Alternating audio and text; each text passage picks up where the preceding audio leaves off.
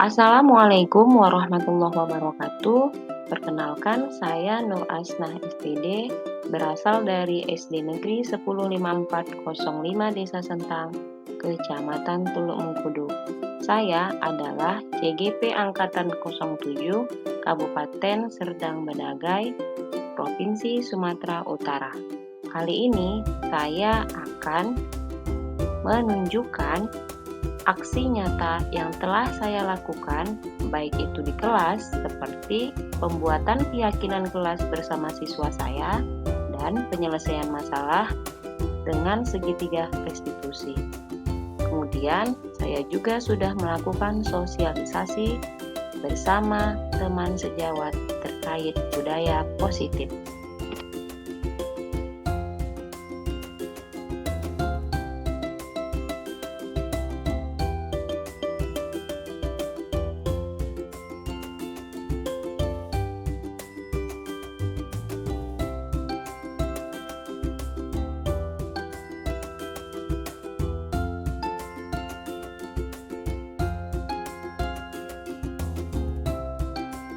Siapa kita? Kelas 5B. Oke. Selamat pagi anak-ibu. Pagi, Bu. Gimana kabarnya, sehat? Alhamdulillah sehat, Bu. Oke, hari ini kita akan membuat sebuah peraturan kelas. Nanti kamu akan menuangkan setiap peraturan-peraturan yang akan kita laksanakan di kelas kita ini. Nah, menjadi sebuah peraturan yang dinamakan dengan kesepakatan atau keyakinan kelas. Nah, apa itu kesepakatan kelas? Ada yang tahu? Ada? Ya, jadi ya apa yang ada? Peraturan di sekolah. Ya, peraturan di sekolah kata Irzam. Nah, peraturan tidak bisa dilarang kata si Ika. Ada yang lain? Ada? Apa kesepakatan kelas? Nah, jadi kesepakatan kelas itu adalah kamu membuat beberapa peraturan, masing-masing boleh menuangkan satu peraturan yang akan kita jalankan bersama. Yang namanya sepakat berarti kita sama-sama tahu, kemudian sama-sama membuat dan memilih yang mana-mana saja peraturan yang akan kita jalankan. Itu dia. Itulah yang dikatakan dengan kesepakatan kelas, ya kan? Atau keyakinan kelas. Ada nggak nilainya di sana? Ada nilai-nilai yang akan kita penuhi atau kita apain, nak? Kita jalankan. Misal datang tepat waktu. Nilainya apa di sana yang mau kita dapatkan dari datang kita tepat waktu? Nilai apa yang mau kita dapatkan? Nilai belajar. Ayo yang lain, nilai apa yang mau kita dapatkan dari sana? Datang tepat waktu. Ada yang melaksanakan piket dan mendapatkan ilmu. Nilai apa, nak? Supaya ikhlas. Yo yang lain. Nilai apa yang mau kita dapatkan dari sana? Datang tepat waktu untuk kita. Ada tepat waktu. Ilmu. Ayo yang mana? Nilai apa yang mau kita dapatkan dari kita datang tepat waktu ke sekolah? Dia bilang dapat ilmu. Ya tentunya piket cepat, ya kan? Kalau udah piket dia pasti dia cepat dia datangnya, ya kan? Yang nggak piket harus lama-lama datang gitu. Juga ya kan? Berarti di sini yang mau kita dapatkan dari kita datang tepat waktu adalah kedisiplinan. Kita belajar hidup lebih disiplin. Baiknya untuk kita. Baik. Nah, orang disiplin bagus nggak? Bagus. Nah, jadi bukan hanya itu yang mau kita terapkannya karena punya tepat waktu. Ada lagi nilai-nilai yang lain mau kita dapatkan selain kita datang tepat waktu. Nah, jadi kamu masing-masing menuangkan aturan atau beberapa aturan lah ya memang ya. Aturan yang mau kita sepakati, yang mau kita jalankan di kelas ini. Boleh apa aja boleh nak, tapi gunakan kalimat positif. Jangan kalimat negatif. Misalnya kalimat negatif itu yang gimana Bu? Gunakan kata jangan. Nggak boleh menggunakan kata jangan. Kata jangan itu adalah kalimat negatif. Coba pakai kalimat positif. Jadi sama juga nak, tidak boleh juga sama itu kalimat negatif. Ayo anak. Oke, that's good. Buanglah sampah pada tempatnya. Oke, bagus sekali. Kira-kira bisa nggak buat kayak gitu nak? Bisa ya. Nah, ini kamu buat nama kamu di atasnya, baru buatlah peraturan yang akan kita jalankan di sini. Boleh beda-beda ya, suka hati. Nanti baru kita satukan. Baru nanti kita tempelkan di papan tuh. Bisa? Oke, Ibu kasih polis notnya satu-satu. Ayo tulis namanya. Kemudian kamu tulis kesepakatan apa yang mau kita jalankan di kelas kita ini nak. Boleh yang lain sepati ya. Nggak sama tuh nggak apa-apa dengan temannya. Ayo. Ayo dibuat, ditulis nak. Jangan dilengketin di apa dulu nak. Nanti kalau tulis dia pakai. Ya kalau udah langsung dilengketkan di sana ya. Terusnya udah. Nah coba. Nah ayo buat sendiri ya. Ayo coba. Apa? Tulis nah.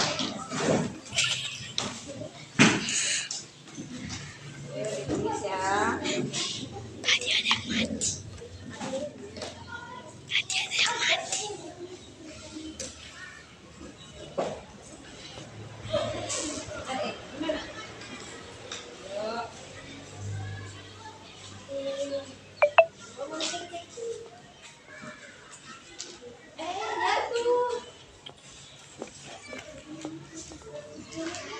Ayo buat ya.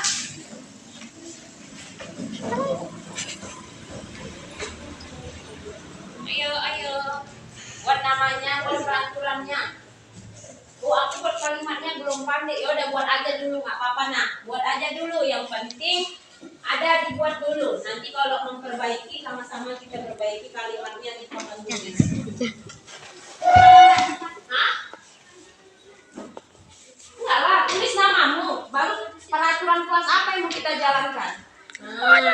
Kayak apalah kita buat kira-kira peraturan apa ya yang mau kita jalankan biar kelas kita ini disiplin, biar kelas kita ini mantap, biar kelas kita ini jadi bagus kan gitu.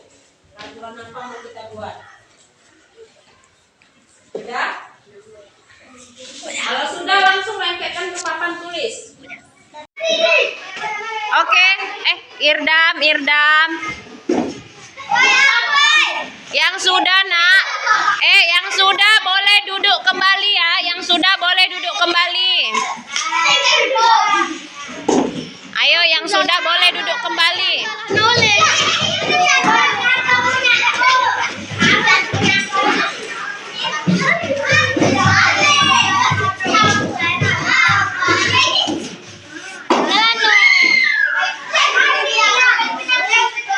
Sudah?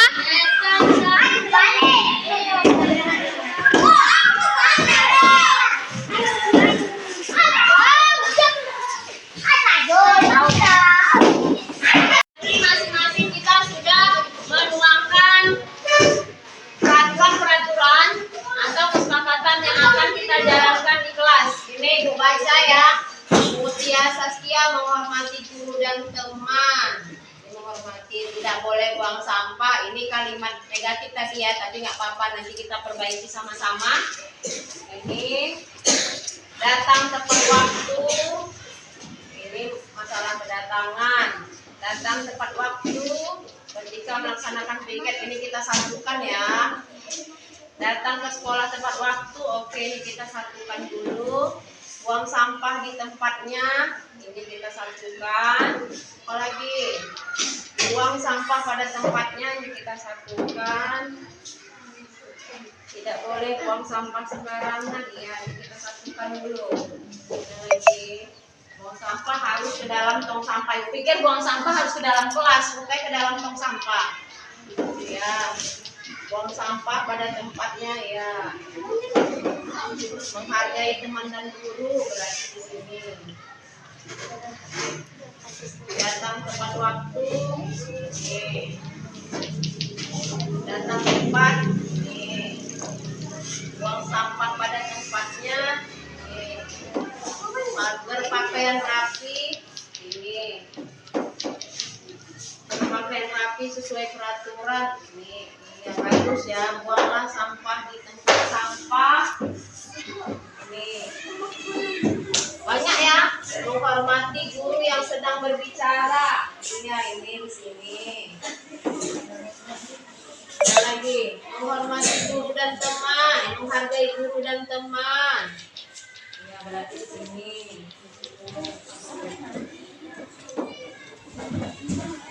Ada lagi, tidak boleh menghina ya.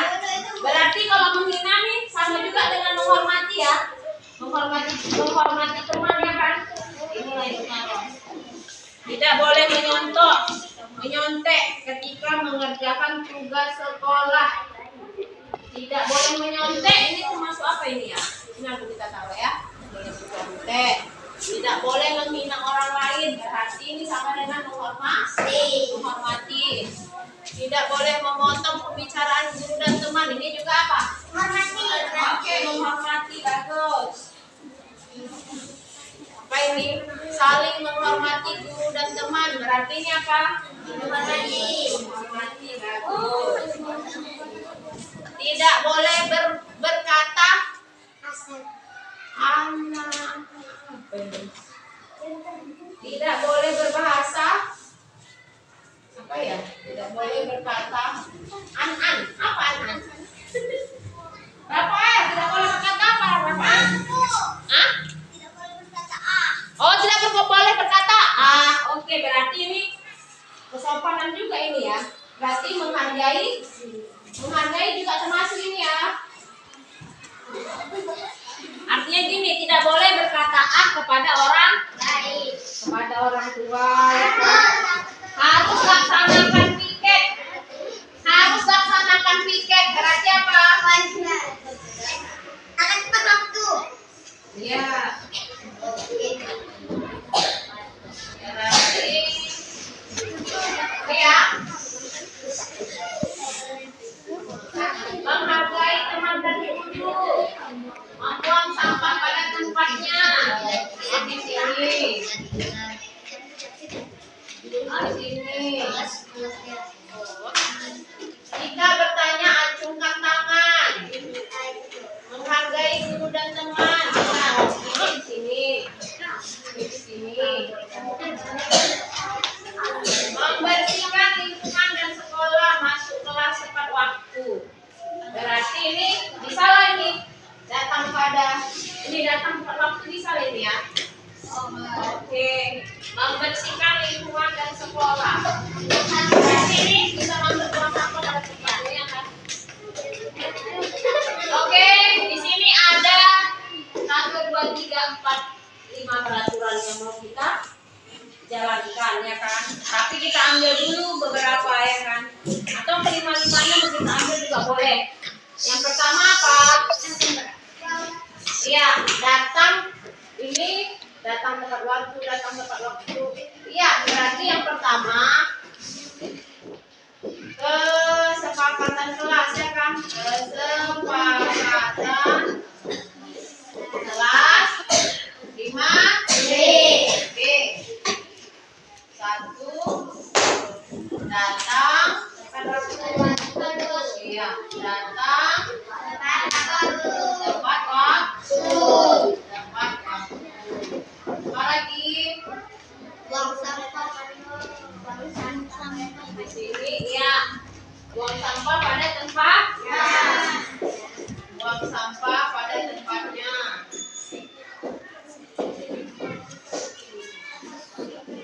Buang sampah pada tempatnya. 3 apa? Oke. Menghargai teman. Menghargai teman dan teman.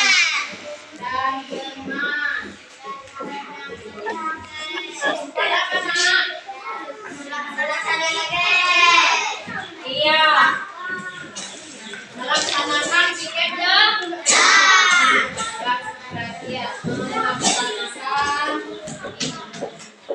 kalau dibilang melaksanakan piket kelas, berarti ini sudah menjaga kebersihan kelas ya nak. Bukan. Berarti Ininya talinya talinya ke atas kan. menjaga kebersihan ini bisa kita hapus karena sama ini ya kan. Kalau menjaga kebersihan kelas sudah termasuk enggak itu buang sampah pada tempatnya? Sudah enggak? Melaksanakan piket kelas sudah termasuk enggak? Iya. Jadi kalau bisa kita buat lagi universal artinya menyeluruh. Kalau kita buat apa tadi ibu bilang tadi nak? Ya, apa tadi ibu bilang? Menjaga kebersihan. Ya, menjaga kebersihan kelas. Menjaga kebersihan kelas. Kemudian apa lagi di sini? Oh iya, berpakaian seragam yang rapi dan berpakaian seragam yang rapi. Berseragam rapi dan bersih atau lengkap ya, bisa juga ya kan, lengkap. Oke, baik sekali. Jadi Bu harap nanti siang bisa nggak bantu Ibu membuat kesepakatan kelas nanti lengket kita bisa? Bisa?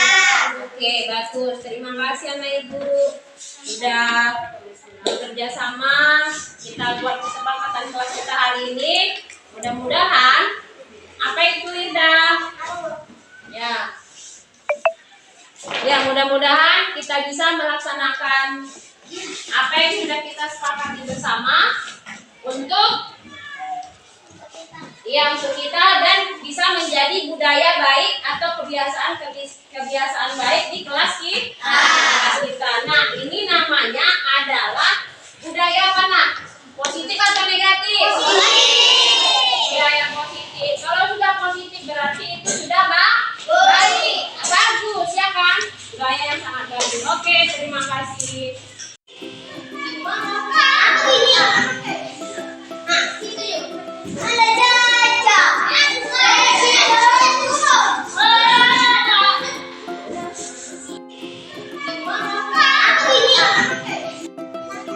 Silakan tanda tangani ya.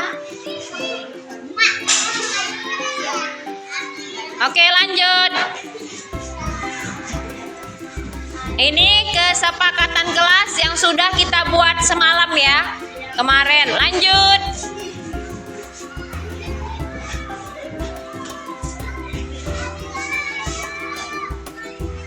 Oke, lanjut.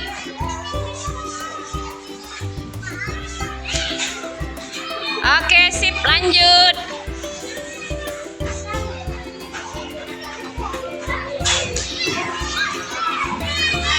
Oke, terima kasih. Jadi ini adalah kesepakatan yang sudah kita buat.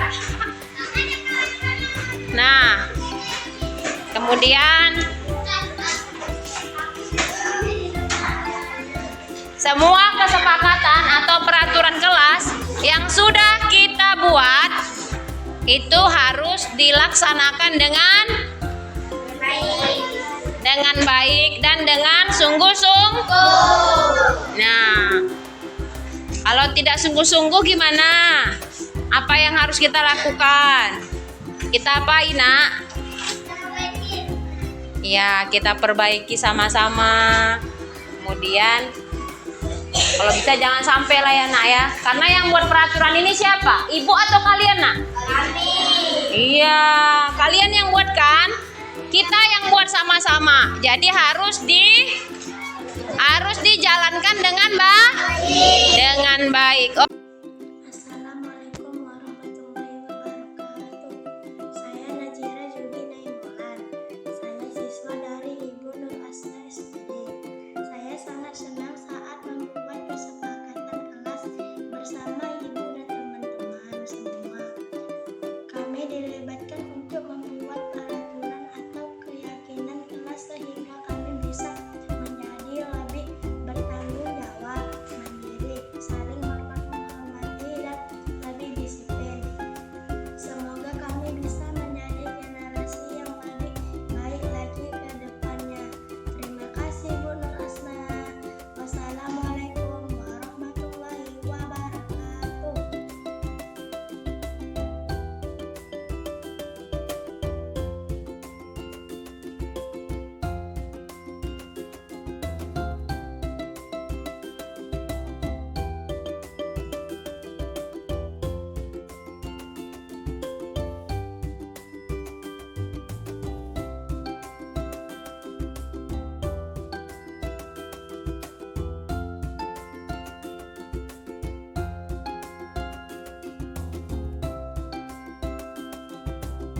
Kasus bullying. Nopri dan Sipa merupakan teman satu kelas. Pagi ini, mereka piket kelas bersama dua orang teman lainnya. Awalnya, mereka saling bersenda gurau sambil menyelesaikan tugas kebersihan piket kelas. Namun, gurauan itu membuat Sipa merasa sedih dan akhirnya menangis karena postur tubuhnya disamakan dengan tiang tower. Sampai akhirnya terjadilah percekcokan antar mereka berdua. Selamat pagi. Ya, gimana Nopri kabarnya hari ini? Sehat? Alhamdulillah sehat. Nopri, tahu tidak kenapa Nopri dipanggil ke ruangan ini? Tidak tahu. Ya, tadi dengar ada suara tangisan di kelas. Rupanya ada perkelahian di sana. Benar demikian? Iya. Sebenarnya dari awal itu kejadiannya gimana? Kok ada sampai tangis menangis gimana? Awalnya saya bercanda dan dia menangis. Siapa itu yang menangis? Si Papa Dila. Oh, jadi bercanda dan menangis. Itu sama si Papa Dila.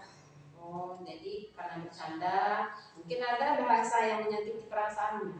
Ada. Apa itu nak? Saya melihat dia sifat tinggi dan tiang tower. Oh, sifat tinggi dan tiang tower. Oh, memang sifat tinggi ya kan. Ya, tetapi sebutan lain itu tidak sepantasnya kita ucapkan untuk teman kita ya kan. Nggak boleh kita sematkan tiang tower ke dan dia karena kan dia kan manusia bukan tiang tower ya nak ya. Itu sudah salah satu dari pembulian, nggak boleh. Nah, oke nak, jadi tadi kamu sudah jujur, sudah mengatakan kejadian yang sebenarnya sama ibu. Nah sekarang ibu tanya, perbuatan Nopri benar atau salah? Salah ya. Kemudian kalau kita ingat dengan keyakinan kelas kita tidak sesuai dengan yang mana? Di nomor 2. Apa itu? Tidak menghargai teman. Oh, tidak menghargai teman. Oke, benar sekali. Nopri sudah tahu tidak sesuai dengan kesepakatan kelas kita ya. Ya benar sekali. Semua orang pernah salah ya, karena ibu juga pernah salah. Tadi juga Nopri melakukan kesalahan. Tetapi kesalahan-kesalahan yang kita buat itu semua adalah proses pembelajaran. Dan kedepannya jangan sampai terulang lagi dan terulang kembali. Kalau begitu, kira-kira apa yang bisa Nopri lakukan agar kesalahan itu bisa menjadi kebaikan? Tidak mengulangi lagi dan minta maaf pada si Papa Dila. Tidak mengulangi lagi dan minta maaf pada si Papa Dila. Kapan Nopri bisa lakukan itu? Hari ini dan detik ini saya akan tidak mengulangi lagi. Hari ini dan detik ini, baik sekali ya. Kemudian minta maafnya kapan? Setelah istirahat saya akan meminta maaf dan tidak mengulangi beneran, Bu. Oke, baik sekali Nopri. Jadi kamu sudah berjanji tadi bahwa mulai detik ini tidak akan mengulanginya lagi, dan nanti selesai istirahat kamu akan meminta maaf kepada Siva. Ya, nanti juga akan ibu temani ya nak untuk minta maaf kepada Siva. Oke Nopri, jadi kamu sudah bisa menyelesaikan masalahmu tadi. Mudah-mudahan Nopri bisa menjadi anak yang baik, menjadi anak yang bijaksana, menjadi anak yang sopan santun, ya karena sehingga nanti Nopri bisa bermain lagi dengan teman-teman ya kan, tanpa berkelahi.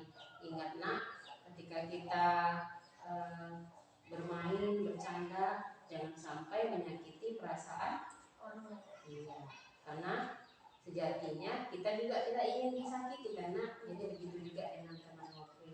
Oke, terima kasih Nopri untuk hari ini. Tos dulu. Oke, kembali ke kelas. Silakan nak. Assalamualaikum warahmatullahi wabarakatuh. Saya Novianto, siswa Ibu Nurasna. Tadi saya sudah berbicara banyak terkait permasalahan yang saya buat. Saya dan Ibu Asna mencari solusi bersama untuk menyelesaikan masalah saya. Sekarang saya lebih paham bagaimana cara menjaga perasaan teman. Terima kasih Ibu Asna. Assalamualaikum warahmatullahi wabarakatuh.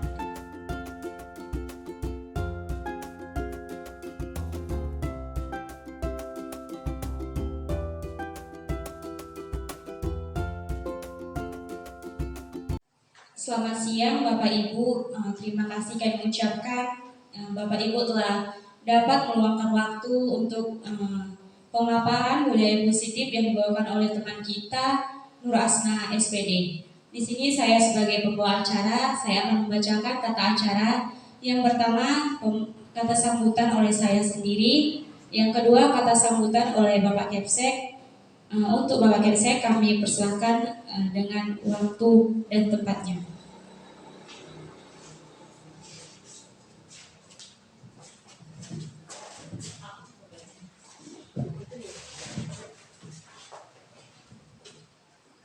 Assalamualaikum warahmatullahi wabarakatuh.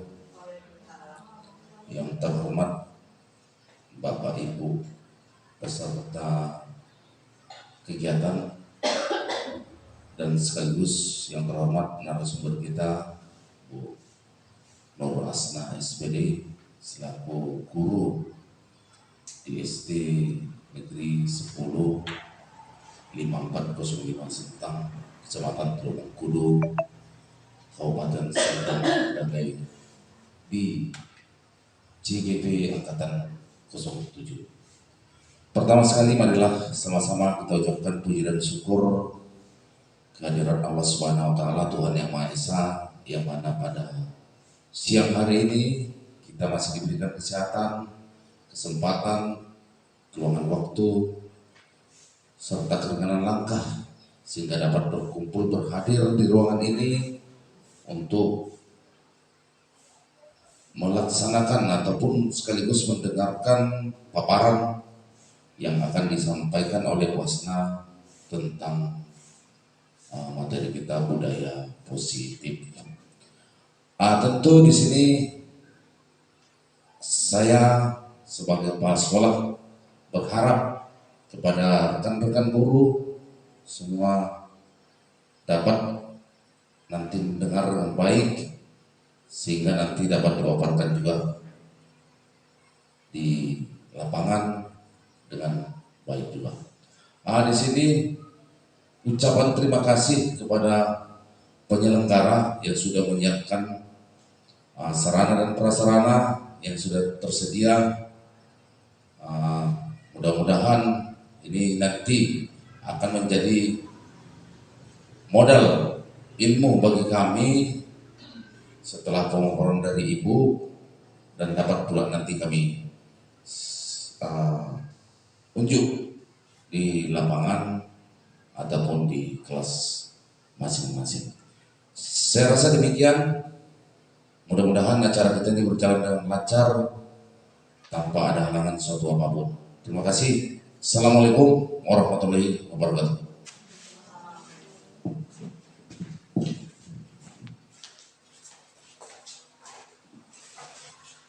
Oke, baiklah, kami ucapkan terima kasih atas kata sambutannya oleh Bapak Kepala Sekolah. Selanjutnya, marilah kita dengarkan pemaparan budaya positif oleh teman kita, Nur Asna SPD.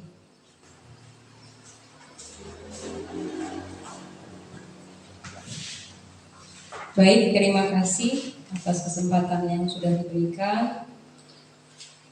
Assalamualaikum warahmatullahi wabarakatuh. Alhamdulillahirrabbilalamin wa bihi nasta'in ala umuri dunya waddin. Wassalatu wassalamu ala asrofil anbiya'i wal mursalin wa ala alihi wa sahbihi rasulillahi ajma'in, amma ba'du. Terlebih dahulu marilah kita ucapkan puji syukur kehadirat Allah Subhanahu wa taala yang mana pada hari ini kita masih diberi kesehatan, keselamatan, kelapangan waktu sehingga kita masih bisa hadir ke sekolah mendidik generasi bangsa Indonesia. Selanjutnya tak lupa salawat bagikan salam, mari sama-sama kita hadiahkan kepada Nabi besar Muhammad SAW. Semoga kita mendapat syafaat di yaumil akhir kelak. Amin ya rabbal alamin. Saya ucapkan ribuan terima kasih kepada Bapak Kepala Sekolah yang telah mendukung kegiatan saya pada hari ini, yakni kegiatan sosialisasi tentang budaya positif, sehingga kegiatan saya bisa berjalan dengan baik sampai 1 jam ke depan.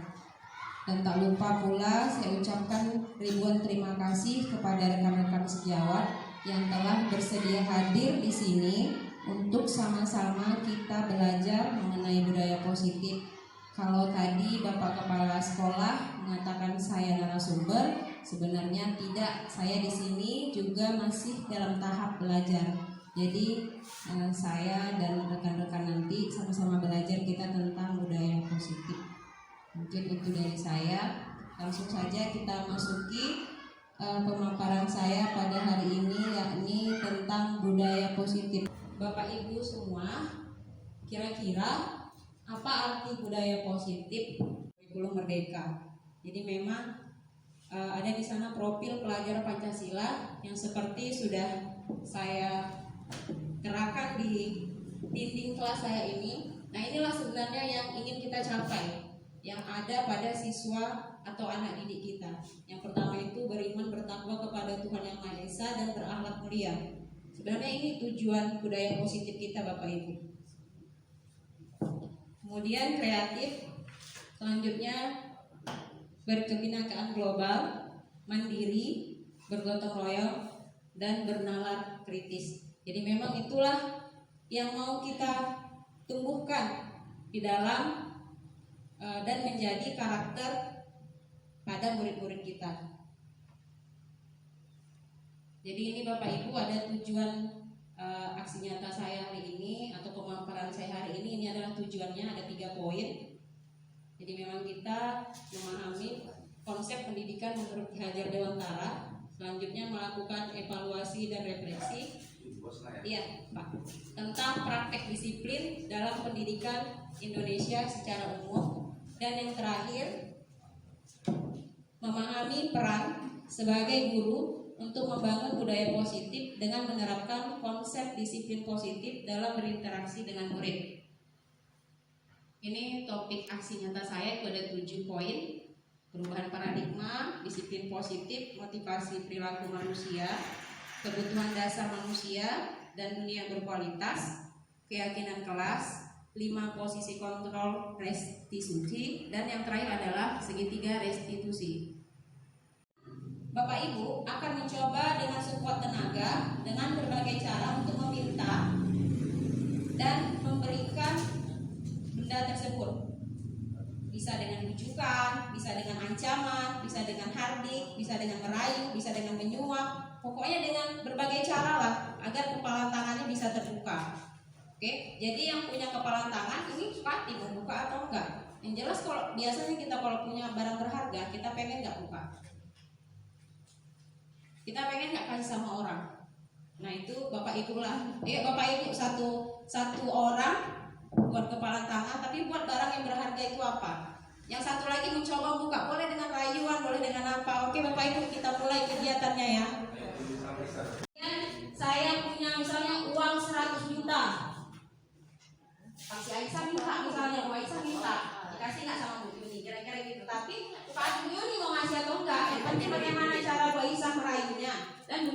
Masih boleh enggak? Oke Bapak Ibu, saya kasih waktu 5 menit.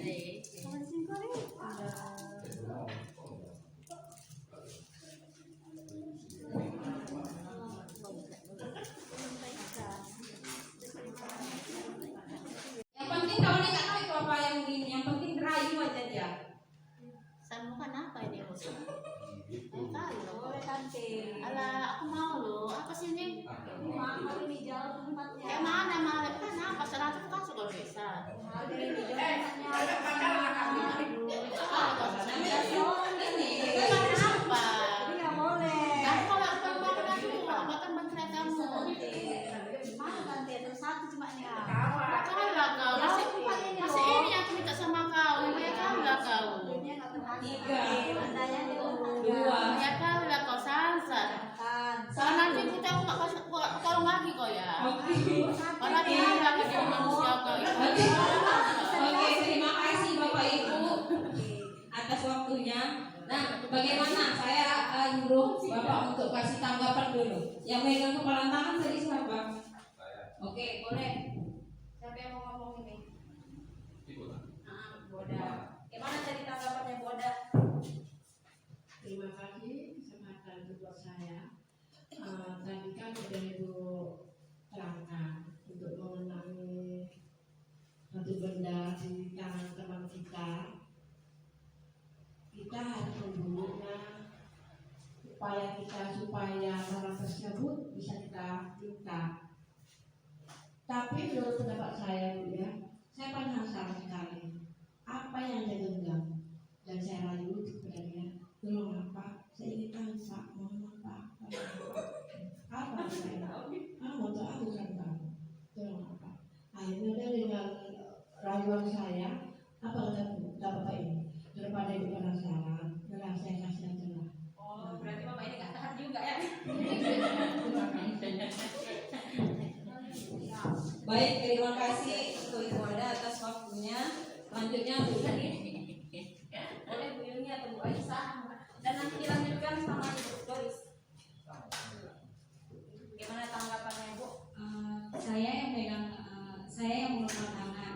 Saya Bu Aisyah menuju mengancam atau merayu saya, tapi saya dengan teguh tidak akan memberikan kepala itu terhadap Bu Aisyah. Oke, baik sekali. Nah, ini ada dua ini kan, ayo Bu Doris.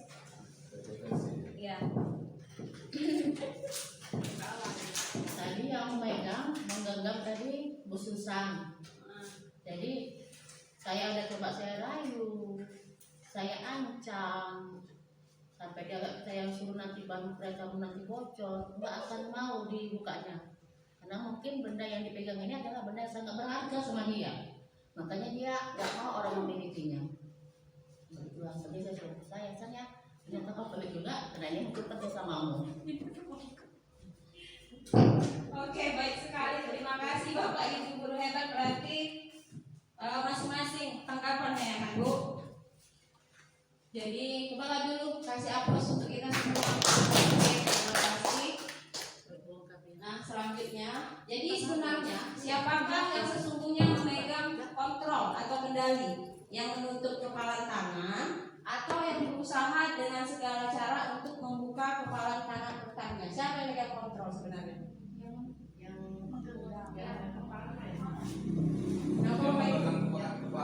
Iya, yang memegang kepalan. Baik sekali. Berarti udah paham. Berarti yang megang kepala yang ngaturkan Bu dikasihnya atau enggak? Kan gitu. Jadi yang megang kendali itu adalah kita sendiri. Nah, di sini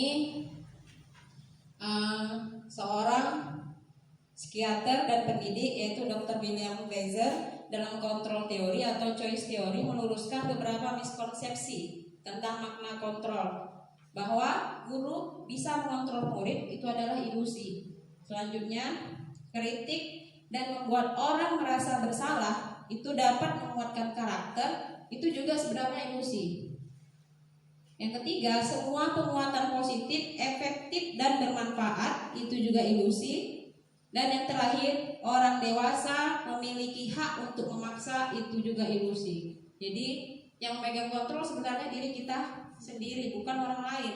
Kita pun sebagai pendidik Berarti nggak bisa memaksa murid kita. Memang pada saat itu bisa saja dia melaksanakan apa yang kita suruh, tetapi itu dapat berdampak negatif pada anak. Nah, inilah Bapak Ibu penjelasannya. Jadi pada dasarnya kita tidak dapat memaksa murid untuk berbuat sesuatu, walaupun memang tampaknya di awal dia mau kan gitu.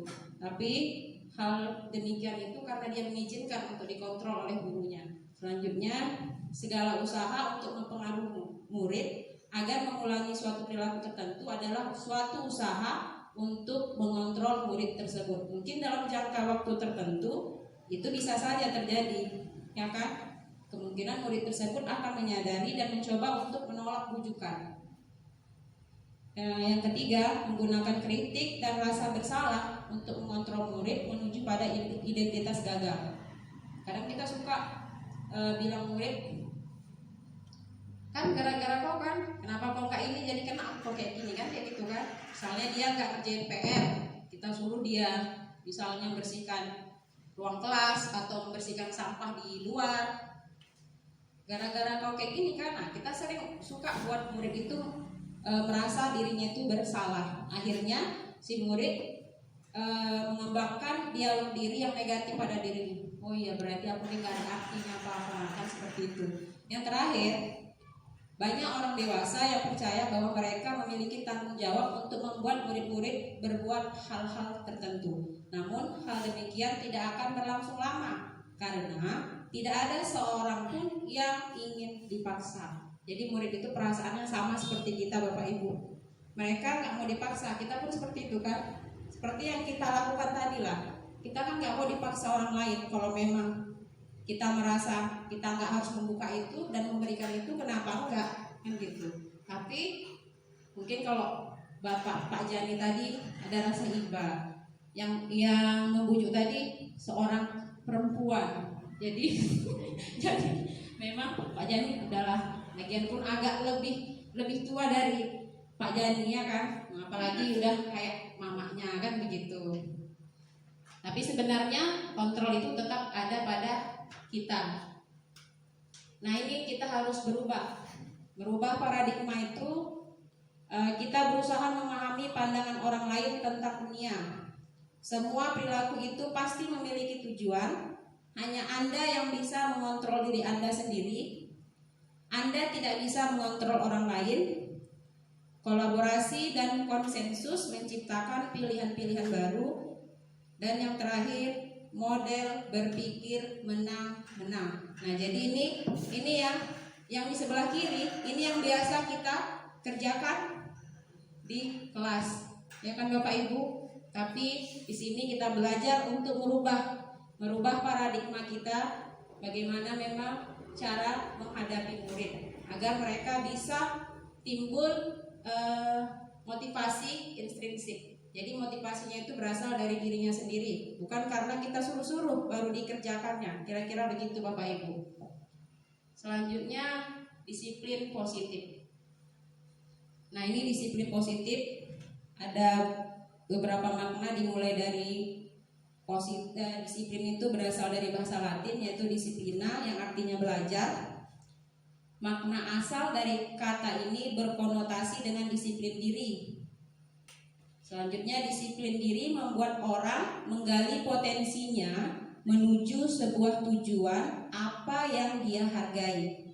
Namun dalam budaya kita, makna kata disiplin telah berubah menjadi suatu yang dilakukan seseorang pada orang lain untuk mendapatkan kepatuhan.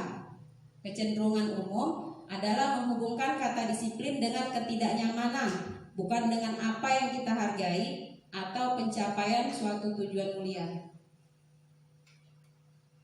Nah ini Bapak Ki Hajar Dewantara menyatakan bahwa di mana ada kemerdekaan, disitulah harus ada disiplin yang kuat. Sungguh pun disiplin itu bersifat self-disiplin, yaitu kita sendiri yang mewajibkan kita dengan sekeras-kerasnya. Tetapi itu sama saja, sebab jikalau kita tidak cakap melakukan self-disiplin, wajiblah penguasa lain mendisiplinkan diri kita. Dan peraturan demikian itulah harus ada di dalam suasana yang merdeka. Jadi memang sebagai seorang pendidik, tujuan kita adalah menciptakan anak-anak yang memiliki disiplin diri sehingga mereka bisa berperilaku dengan mengacu pada nilai-nilai kebajikan universal dan memiliki motivasi intrinsik. Jadi motivasi intrinsik itu adalah motivasi yang berasal dari diri sendiri, bukan ekstrinsik, bukan dari luar. Kan bisa aja seperti yang saya bilang tadi, orang lain yang nyuruh-nyuruh seperti kita kan.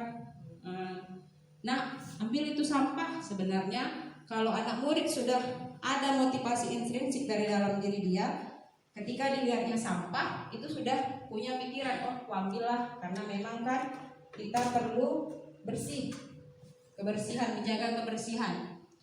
Disiplin positif adalah suatu cara penerapan disiplin tanpa kekerasan. Nah, ini dia Bapak Ibu, perlu diingat. Jadi menerapkan disiplin positif itu tanpa kekerasan dan juga ancaman yang dalam praktiknya melibatkan komunikasi tentang perilaku yang efektif antara guru dan murid. Jadi dalam penerapan disiplin positif ini, anak diajarkan untuk memahami konsekuensi dari perilaku mereka dan diajak untuk dapat menyelesaikan masalah. Selain itu, disiplin positif juga mengajarkan murid untuk lebih bertanggung jawab serta memiliki rasa hormat dan berinteraksi dengan lingkungannya. Lemas Bapak Ibu? Ya, semangat ya Bapak Ibu. Nah, inilah nilai-nilai kebajikan universal. Nilai-nilai kebajikan universal adalah sifat-sifat positif manusia yang merupakan tujuan mulia yang ingin dicapai setiap individu. Nilai-nilai tersebut bersifat universal, artinya menyeluruh dan lintas bahasa, suku, bangsa, agama maupun latar belakang. Jadi setiap perilaku manusia itu pasti punya tujuan. Selanjutnya, dengan mengaitkan nilai-nilai kebajikan yang diyakini seseorang, maka motivasi intrinsiknya akan terbangun sehingga menggerakkan motivasi dari dalam untuk dapat mencapai tujuan mulia yang diinginkan. Jadi ini seperti yang saya sebutkan atau saya paparkan di awal tadi, nilai-nilai kebajikan yang ingin dicapai oleh setiap anak Indonesia kita kenal dengan profil pelajar Pancasila. Seperti yang sudah saya paparkan di awal dan sudah saya tempelkan di dinding Bapak Ibu. Jadi memang ada tujuan saya menempelkan ini, dan ini juga sudah saya paparkan dengan peserta didik saya. Apa itu beriman dan bertakwa sampai bernalar kritis. Oke, next kita lanjutkan. Nah ini Bapak Ibu, ada 3 motivasi perilaku manusia. Yang pertama, untuk menghindari hukuman. Yang kedua, untuk mendapatkan imbalan atau penghargaan dari orang lain. Dan yang terakhir, untuk menjadi orang yang mereka inginkan dan menghargai diri sendiri dengan nilai-nilai yang mereka yakini. Nah, jadi dari ketiga motivasi perilaku manusia ini, coba Bapak Ibu perhatikan dan ingat-ingat kembali. Perilaku manakah yang paling dominan ada pada murid Bapak Ibu di kelas? Pertama, oke, Bu Yuni nyebutkan yang pertama, Bu Aisyah.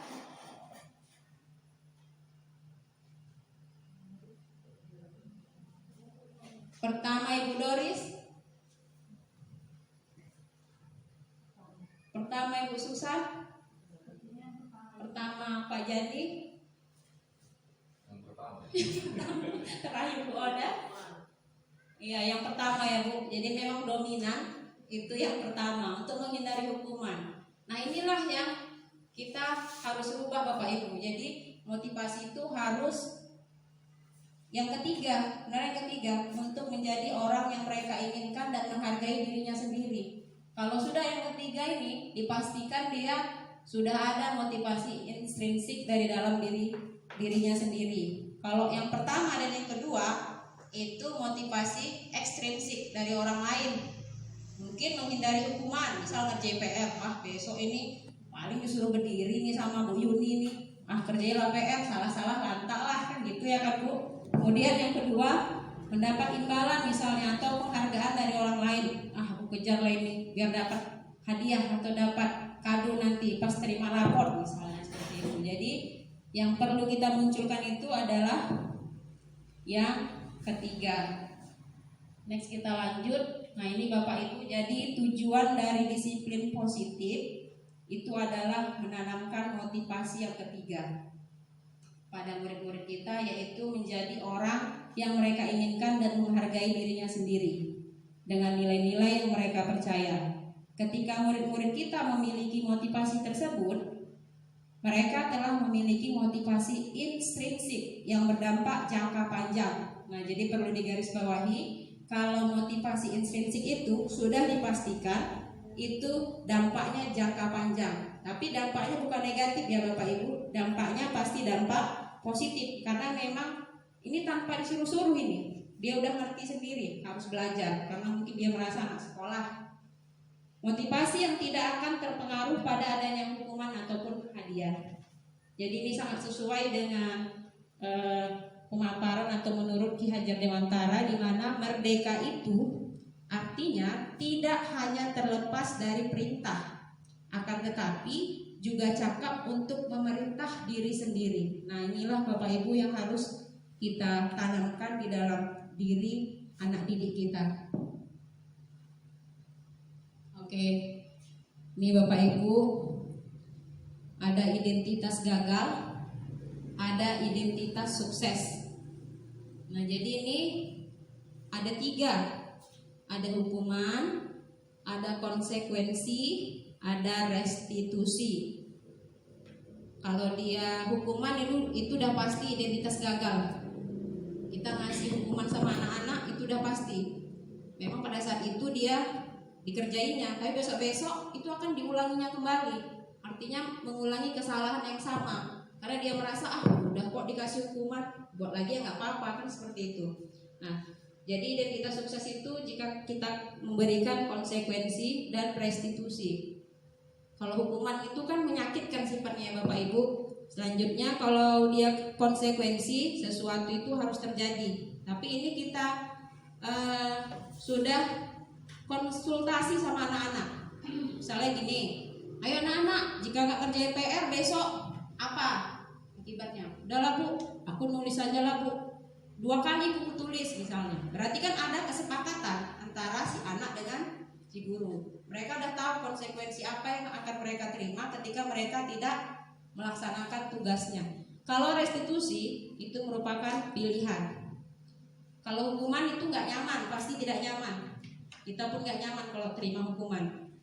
Sedangkan konsekuensi tidak nyaman memang, tapi jangkanya pendek. Sedangkan restitusi itu menguatkan murid dalam jangka waktu panjang. Kalau hukuman, korban mendapatkan keadilan. Konsekuensi, korban itu diabaikan. Restitusi, korban mendapatkan ganti. Selanjutnya untuk hukuman, kalau murid itu pasti akan tersakiti. Kalau konsekuensi, murid akan dibuat tidak nyaman memang, tapi dia bersifat sementara. Sedangkan restitusi itu murid mendapatkan penguatan. Jadi bila kita lihat bagian di atas, kata disiplin tanpa tambahan kata positif di belakangnya sesungguhnya sudah merupakan identitas sukses, dan hukuman merupakan identitas gagal. Disiplin yang sudah bermakna positif terbagi 2, seperti yang tadi kita lihat bersama-sama, yaitu konsekuensi dan disiplin dalam bentuk restitusi. Oke, di sini coba Bapak Ibu kita mau melihat perbedaan hukuman dan konsekuensi. Di sini ada tindakan guru, di situ apakah hukuman atau konsekuensi. Yang pertama, mencatat 100 kali di dalam buku kalimat, saya tidak akan terlambat lagi karena terlambat ke sekolah. Itu hukuman atau konsekuensi Bapak Ibu? Hukuman, oke, dicatat ya Bu Yun. Papan tulis kita soalnya tertutupin nih Bu Yun. Nggak hukuman itu. Nggak hukuman, jadi Bu Doris bilang apa? Konsekuensi. Konsekuensi, oke. Masih ingatan. Yang bilang hukuman Bapak Ibu? Yang bilang hukuman? Oke, berarti hukuman ya. Konsisten kita hukuman dulu ya. Nanti Bu Doris berarti agak beda nih di nomor 1. Lari mengelilingi lapangan basket 2 kali karena terlambat hadir ke sekolah. Hukuman atau konsekuensi? Oke, hukuman. Oke, dicatat lagi Bu Yun. Untuk yang kedua. Yang ketiga, murid diminta untuk push up 15 kali karena tidak menggunakan masker ke sekolah. Hukuman atau konsekuensi? Hukuman. Oke, hukuman ya Bu Yun. Saat belajar, konsekuensi atau hukuman? Konsekuensi. Konsekuensi. Atau ada yang lain Bu Doris? Ikut. Lanjut ya. Ini kita belum tahu jawabannya, benar atau salah ya Bu? Murid disuruh untuk tidak. Ini Bu tidak ya Bu? Saya lupa menuliskan kata tidaknya.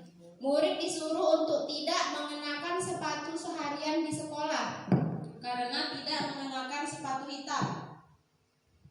Ini konsekuensi atau hukuman? Artinya dia buka sepatunya, akhirnya ya udahlah aku nggak usah pakai sepatu gitulah. Seharian dia nggak pakai sepatu lah di sekolah. Hukuman atau konsekuensi? Oke, kita lanjut ya.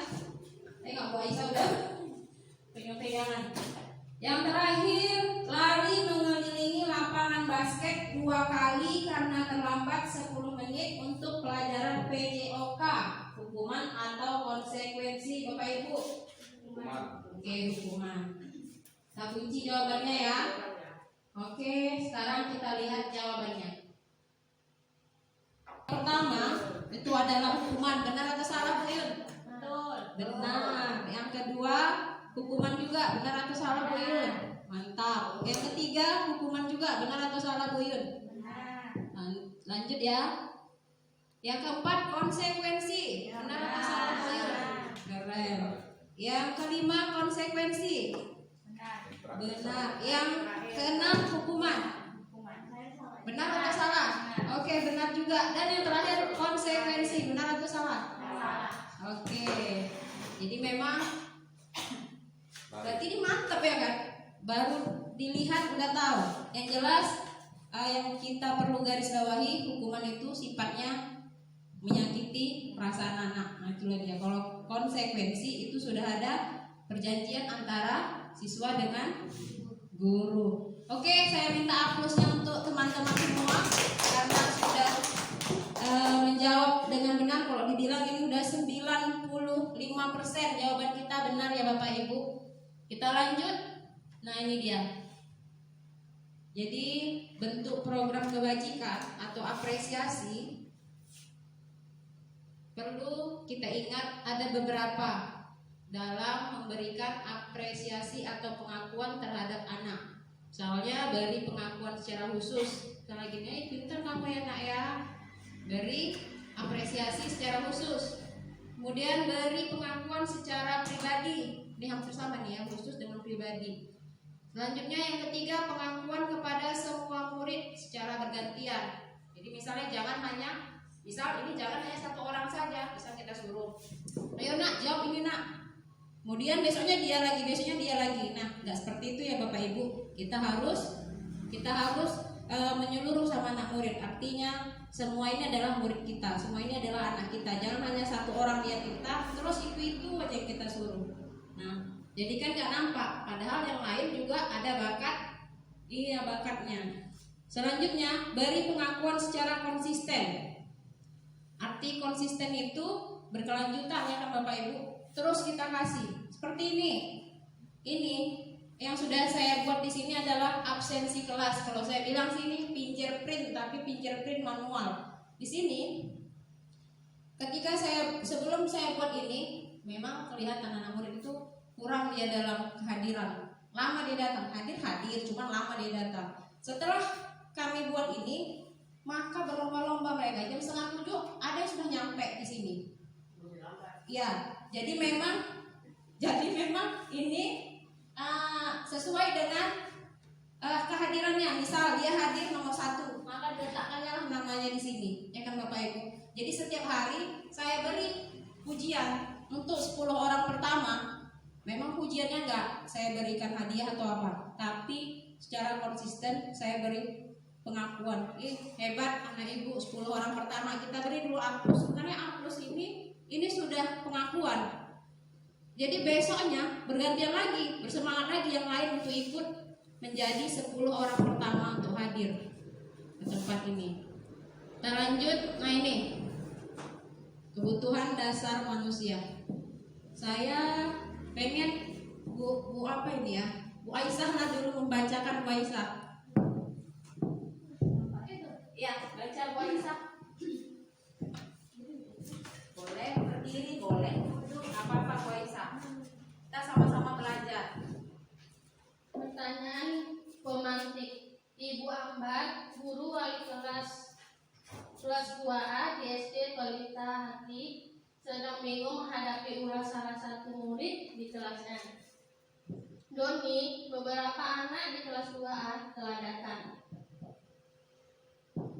padanya dan mengeluhkan Doni yang seringkali meminta bekal makan siang mereka dengan paksa. Jika Anda menghadapi situasi seperti itu, seperti Ibu Hambar, apa yang akan Anda lakukan?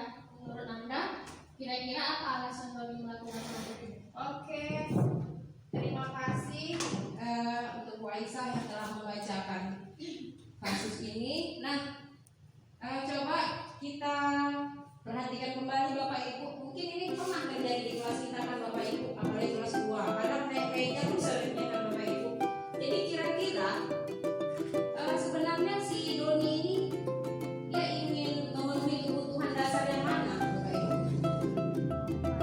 Oh, sarapan pagi, oke, susah, that's good. Kalau Bapak Ibu yang lain mungkin dia nggak sarapan, itu deh susahnya, tepatnya itu.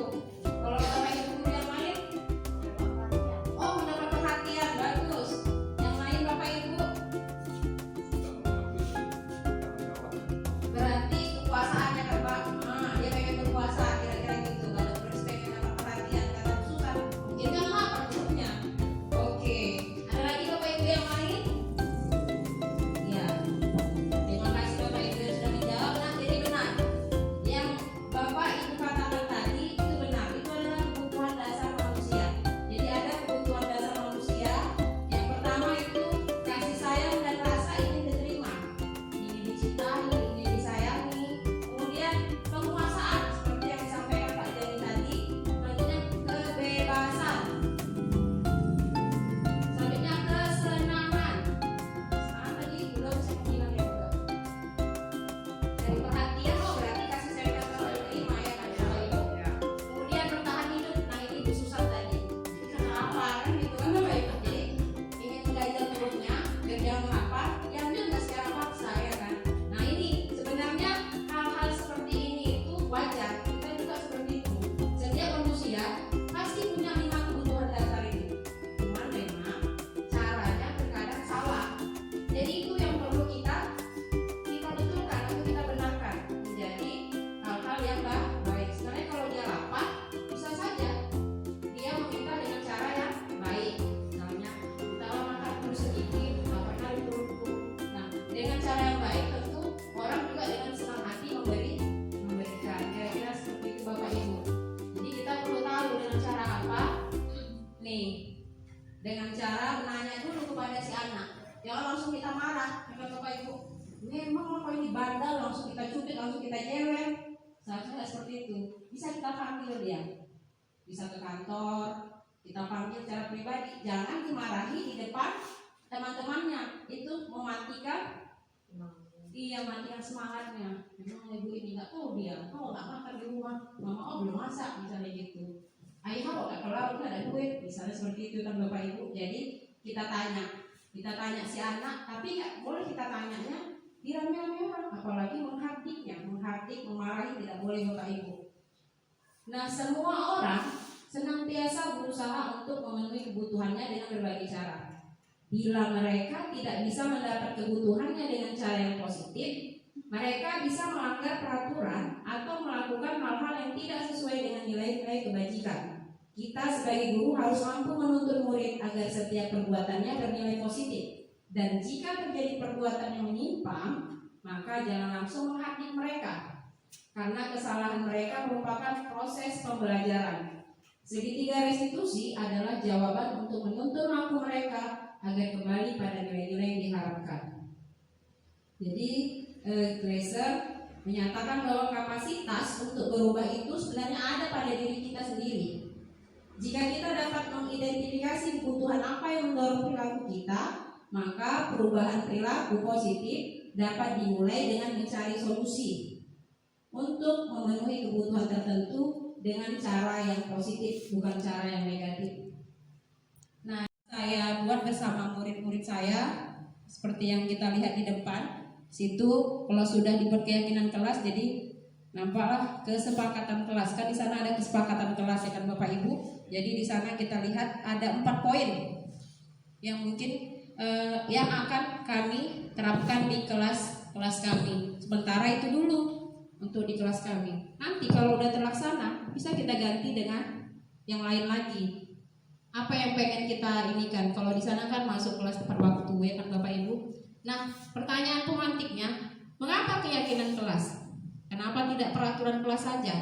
Kalau peraturan kan berarti saya buat kan Bapak Ibu, kemudian saya tempelkan harus ini ya anak Ibu, harus dilaksanakan. Kedua, mengapa adanya keyakinan kelas penting untuk terbentuknya sebuah budaya positif? Yang terakhir, bagaimana mewujudkan sebuah keyakinan kelas yang efektif dan mengapa? Ada Bapak Ibu yang mau memaparkan pendapatnya? Mengapa keyakinan kelas dan mengapa tidak peraturan kelas saja? Mungkin tadi udah kita bahas yang di awal ya kan Bapak Ibu. Ada? Oke, kita lanjut. Nah, di sini pembahasannya.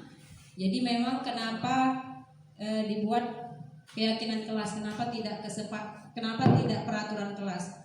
Kalau sudah keyakinan kelas berarti mereka yakin dengan nilai-nilai yang akan mereka jalankan.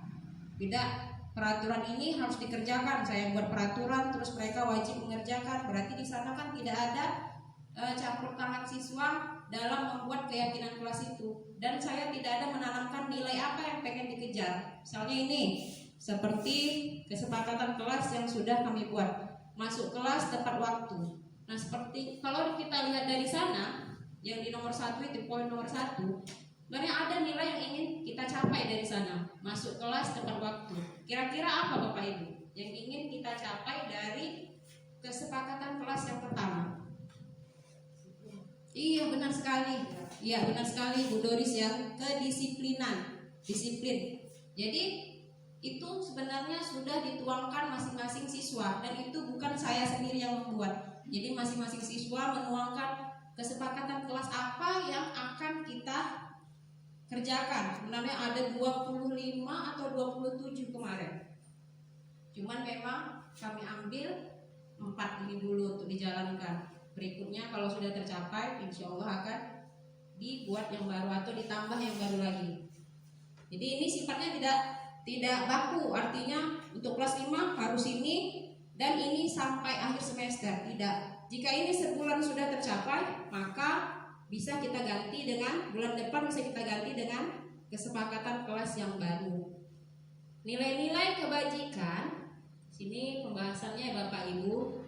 Nilai-nilai kebajikan menekankan pada keyakinan seseorang. Keyakinan seseorang itu akan lebih memotivasi seseorang dari dalam. Berarti motivasi intrinsik di sini.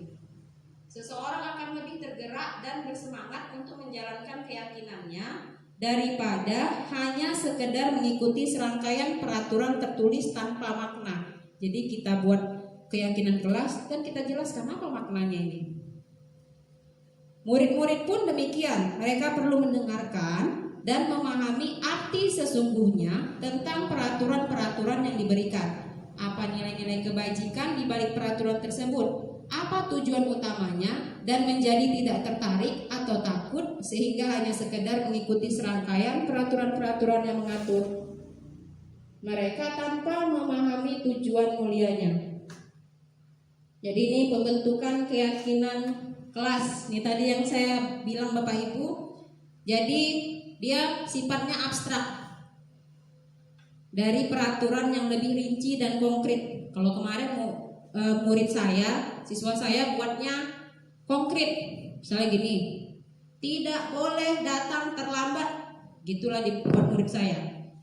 Datang harus cepat, kan masing-masing saya suruh datang harus cepat. Nah, jadi situ bisa kita simpulkan. Jadi dia lebih abstrak, masuk kelas tepat waktu. Nah, kira-kira gitu Bapak Ibu. Jadi tidak boleh kita buat kalimat negatif. Kan kalau kata tidak itu kan kalimat negatif kan Bapak Ibu. Jadi kita buat kalimatnya menjadi kalimat yang positif. Masuk kelas tepat waktu. Nah, jadi dari dua poin yang tadi bisa kita satukan menjadi satu kalimat. Keyakinan kelas berupa pernyataan-pernyataan universal. Pernyataan keyakinan kelas senantiasa dibuat dalam bentuk positif. Ini tadi yang saya bilang.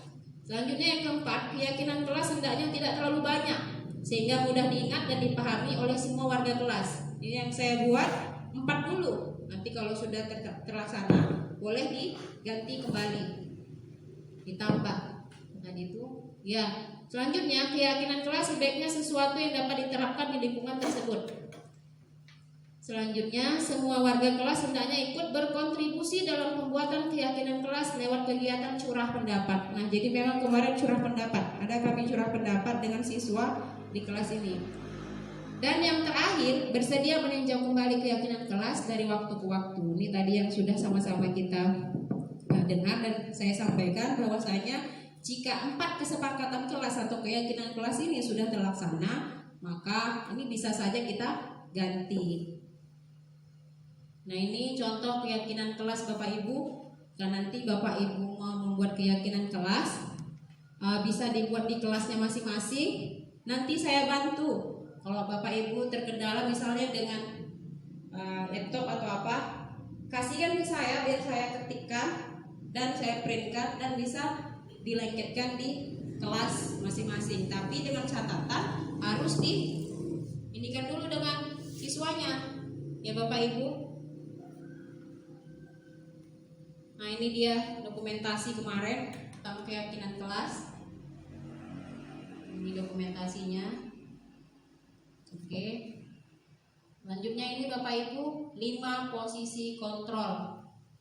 Ini kita udah masuk ke penghujung ya Bapak Ibu. 5 posisi kontrol.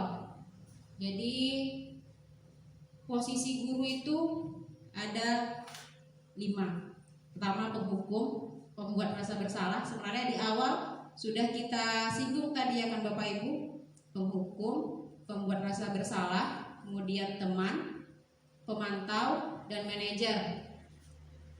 Jadi ini masing-masing ada, misalnya guru berbuat apa yang ditanya. Yang jelas kalau penghukum berarti muridnya tidak merasa enak lah, seperti itu. Pembuat rasa bersalah, nah ini apalagi seolah-olah dia merasa dirinya itu paling misalnya paling bodoh lah, yang penting paling terkucilkan lah, seperti itu. Nah, kalau teman ini masih enak lah sedikit, enak Bapak Ibu. Kalau pemantau, nah pastinya guru itu memantau siswa ini kayak gini nggak boleh lah, nah seperti ini yang bagus misalnya. Nah, kalau manajer, nah ini guru sebagai manajer artinya ini tadi guru ada konsultasi dengan siswa. Nah, bagaimana sebaiknya? Kira-kira apa yang perlu kita perbaiki dari kesalahan ini? Nah, jadi memang berkonsultasi sifatnya kalau dia seorang manajer. Nah, ini Bapak Ibu ya. Posisi manajer adalah posisi di mana guru berbuat sesuatu bersama dengan murid, mempersilahkan murid mempertanggungjawabkan perilakunya, mendukung murid agar dapat menemukan solusi atau permasalahan sendiri. Nah, jadi seorang manajer itu telah memiliki keterampilan sekaligus 2, yakni posisi teman 1 dan satu lagi posisi pemantau. Apabila kita memposisikan diri sebagai manajer, maka efek yang akan ditimbulkannya bersifat tetap karena motivasi yang tercipta adalah motivasi intrinsik dan langkah yang kita ambil dikatakan sukses. Nah, ini segitiga restitusi. Jadi ketika anak berbuat salah tidak sesuai dengan kesepakatan kelas yang telah kita buat bersama, ini untuk membuat si anak menjadi disiplin kembali, itu bukan lantas menyalahkannya, tetapi kita coba menggunakan segitiga restitusi, di mana di sini proses menciptakan kondisi bagi murid untuk memperbaiki kesalahan mereka, sehingga mereka bisa kembali pada kelompok dengan karakter yang lebih kuat. Karakter yang lebih kuat tentunya karakter yang positif. Jadi yang jelas restitusi ini menjadikan murid memiliki tujuan, membuat murid menjadi disiplin, memulihkan dirinya setelah berbuat salah, dan restitusi bukan untuk menebus kesalahan. Nah ini Bapak Ibu ada 3 segitiga restitusi. Yang pertama menanyakan keyakinan, menstabilkan identitas, dan validasi kebutuhan. Ini perlu kita lihat YouTube-nya atau gimana Bapak Ibu? Kita ambil sedikit saja atau gimana? Oke. Konkretnya kita lihat 10 menitnya aja ya Bapak Ibu. Mereka panjang videonya tapi kita ambil yang sedikitnya aja. Kita lihat segitiga restitusinya ya.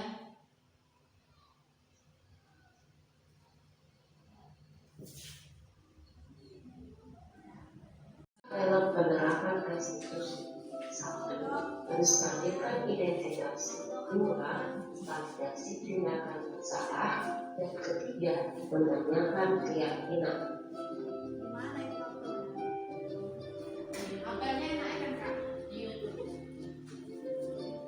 Kasus 1. Rifki datang terlambat ke sekolah sehingga tidak bisa melaksanakan evaluasi.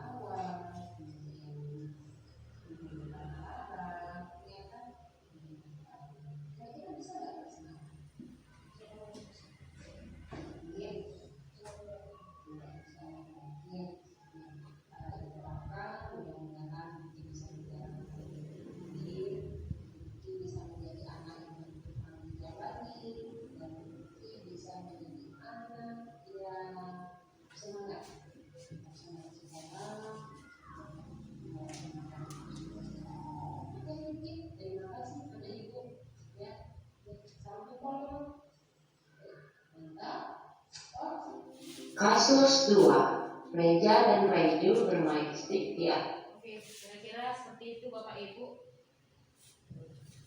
Ya, kira-kira seperti itulah Bapak Ibu segitiga restitusi yang sudah saya laksanakan di kelas. Jadi tadi yang saya paparkan dari awal hingga akhir itu merupakan budaya positif yang sebenarnya harus kita laksanakan di kelas, karena memang untuk menciptakan budaya positif, tindakan-tindakan yang kita lakukan juga harus positif. Nah, seperti yang kita lihat, makanan itu kan halal, ya kan? Apalagi dalam agama Islam ada makanan halal dan ada makanan yang haram. Tetapi, coba dulu saya tanya, kalau tempe itu haram atau halal? Halal ya Bapak Ibu, tapi ini bisa bernilai haram apabila didapatkan dengan cara yang salah. Misalnya murid kita makan tempe, tiba-tiba direbut kawannya dan dimakan oleh kawannya. Nah, itu tempe itu bisa jadi haram ketika masuk ke mulut temannya karena didapatkan dengan cara yang haram. Jadi kira-kira seperti itu Bapak Ibu budaya positif ini. Kalau kita menerapkan budaya positif, maka kita juga harus melakukan hal-hal yang positif. Baik Bapak Ibu, terima kasih telah bersama-sama belajar tentang budaya positif. Mudah-mudahan apa-apa tadi yang sama-sama kita pelajari bersama, sama-sama kita lihat, itu bisa diterapkan di kelas kita masing-masing dan bisa menjadi budaya positif di sekolah kita bersama. Terima kasih atas kesempatannya Bapak Ibu. Saya akhiri. Wabillahi taufiq wal hidayah. Wassalamualaikum warahmatullahi wabarakatuh.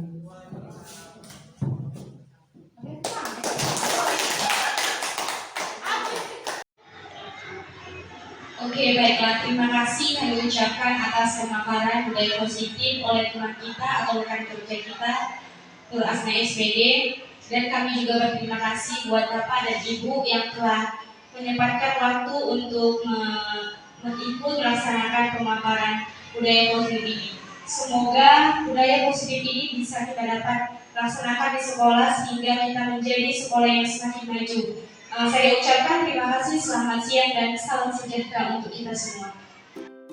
Selamat pagi, saya Rosi Unifa Pangaribuan, teman sejawat dari Ibu Nur Asna SPD. Menurut saya, pemaparan budaya positif yang telah dibawakan teman kami, Ibu Nur Asna SPD, sangat bermanfaat untuk kami dan kami juga dapat melakukan apa yang telah diberikan oleh teman kami melalui pemaparan budaya positif tersebut. Saya juga melihat bagaimana Ibu Nur Asna mengaplikasikan di dalam kelas dan di sekolah ini. Semoga kami dapat memberikan yang terbaik untuk siswa kami setelah kami mengikuti pemaparan yang telah diberikan teman kami Ibu Nur Asna SPD, sehingga sekolah kami menjadi sekolah yang lebih maju dari yang sebelumnya. Saya juga melihat melalui program calon guru penggerak ini, saya melihat bahwa banyak sekali perubahan yang telah dilakukan oleh Ibu Nur Asna SPD melalui program guru penggerak ini. Kami juga, saya dan teman-teman juga berharap kami akan mengikuti calon guru penggerak selanjutnya. Dan saya berharap Ibu Nur Asna SPD selalu diberikan kesehatan sehingga dapat mengikuti program calon guru penggerak ini sampai lulus nanti. Kami juga berharap Ibu Nur Asna selalu diberkati dan dilindungi Tuhan dimanapun berada. Salam sehat untuk kita semua, semoga kita selalu diberikan kesehatan dimanapun kita berada. Selamat pagi.